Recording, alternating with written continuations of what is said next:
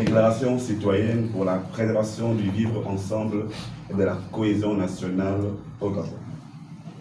La République, partant de son principe de liberté, agit au nom de valeurs, parmi lesquelles figure notre sagesse bantou. En effet, un adage venu de chez nous enseigne que lorsque tu es à la rivière et qu'un fou arrive de nulle part, comme vous le saviez, prends tes habits et s'enfuis avec, tu as deux choix. Soit tu le poursuis vers la folie à laquelle il souhaite t'entraîner, soit tu t'arrêtes pour interroger le mal afin de chercher des remèdes propres à le résoudre. Non pas seulement pour ce fou, mais pour l'ensemble des personnes qui partagent cette pathologie. C'est de cela qu'il s'agit aujourd'hui dans le cadre de cette déclaration. Notre vocation, ce jour, est de diagnostiquer les leviers de notre vivre ensemble dans le but d'identifier les errements des uns et des autres. Chacun de nous a fait l'expérience ces dernières années d'une dérive exceptionnelle de certains acteurs publics via les réseaux sociaux, au mépris de nos valeurs sociales. Il faut le dire avec la fermeté que la situation impose.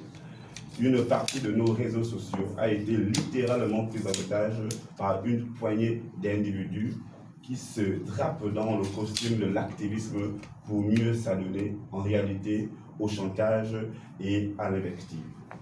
Ce ne sont plus des lanceurs d'alerte, ce sont des maîtres chanteurs qui moyennent leur silence, leur relais ou leurs attaques au gré des intérêts du moment.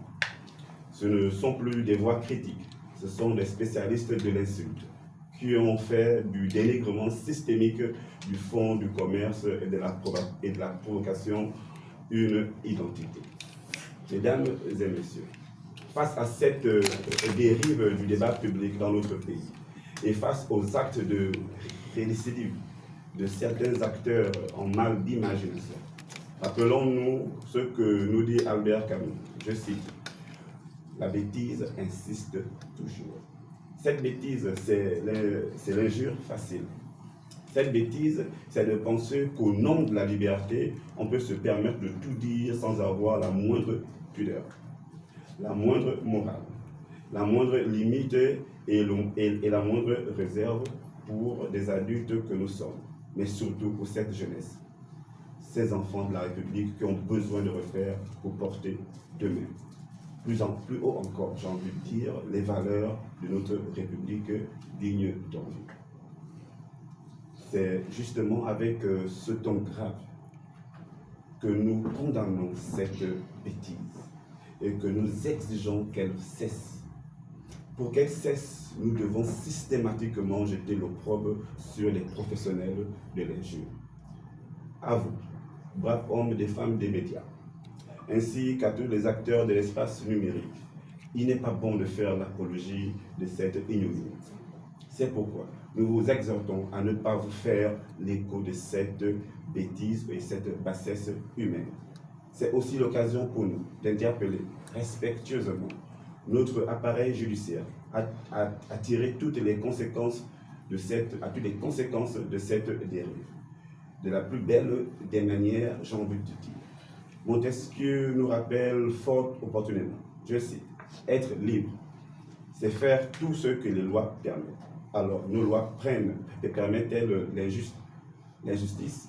Permettent-elles l'injure? Il faut y mettre un terme. Où est la vigueur de la réputation internationale pour corriger ce grand banditisme moral et institutionnel transfrontalier? Nous ne faisons pas ici l'éloge d'une pensée unique, car il faut éviter, comme nous l'indique le philosophe Martin Heidegger, de tomber dans ce qu'il appelle le dialogisme de convergence, c'est-à-dire vouloir mettre tout le monde d'accord sur tout et tout de suite. La contradiction est le cœur battant de notre démocratie, pourvu qu'elle se nourrisse d'arguments et de réflexions d'expertise. Enfants de la République, nous invitons à opposer à la tyrannie de l'injure la dialectique de la construction pacifique et harmonieuse de notre vivre ensemble. Soyons des relais contemporains de cet ADN de socialisation pacifique et intellectuelle de notre grande nation. Permettez-moi de vous rappeler, et nous insistons là-dessus, depuis 1960, tous les présidents gabonais qui se sont passés la main se sont tous battus pour avoir une république digne d'envie, une cohésion sociale forte, une promotion de ce qu'est la République d'abord. Il ne serait pas donc question à ce jour qu'à quelques heures de la célébration du 7 août où nous célébrons notre dignité en tant que nation, que quelques-uns se lèvent et pour faire des injures envers les représentants de notre République. Il n'est plus acceptable que certaines personnes mal intentionnées, et quels que soient les motifs, décident à ce jour, sans impunité, nous insistons sans impunité, d'attaquer la République, d'attaquer notre vie ensemble. Mesdames et messieurs, permettez-nous de vous souhaiter d'ores et déjà une très belle célébration de la fête de l'indépendance. Merci. Nous sommes ici précisément dans ce que je vais appeler ici une question qui relève un peu plus de la culture institutionnelle. Parce que là où il y a un minimum de culture institutionnelle, les citoyens ne s'adressent pas à ceux qui incarnent ces institutions-là comme on peut le faire ou comme on peut l'observer au Gabon. Et il s'agit aussi de la qualité du débat public. Vous nous avez posé la question de savoir mais pourquoi est-ce que vous n'êtes pas tués? Mais écoutez, ce qui élève le débat public dans un pays, entre autres, ce sont les leaders d'opinion, ce sont les analystes que nous sommes. Pour ma part, je n'aime pas personnaliser le débat, mais je ne suis pas un partisan. Je suis un analyste.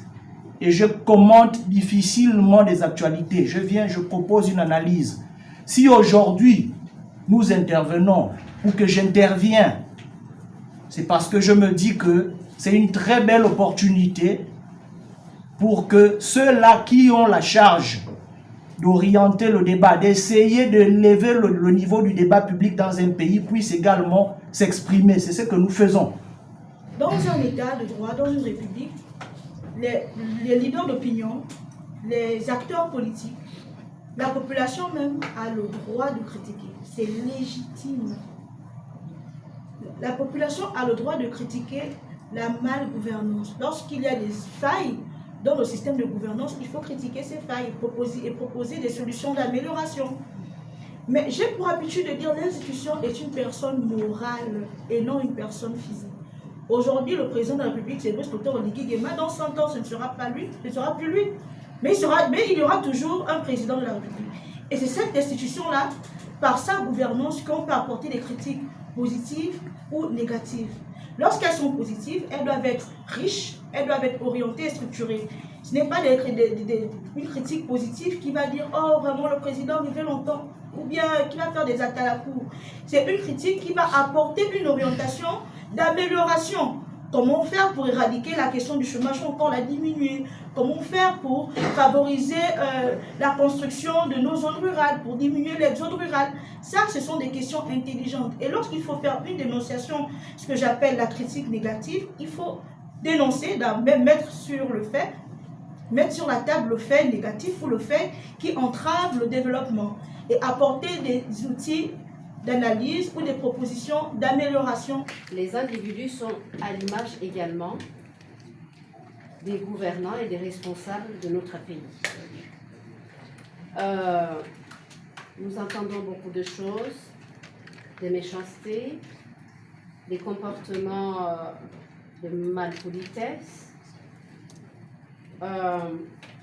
Nous savons tous que le respect, c'est une valeur qui amène à la réciprocité. Donc, ce qui veut dire que le respect découle de l'exemplarité.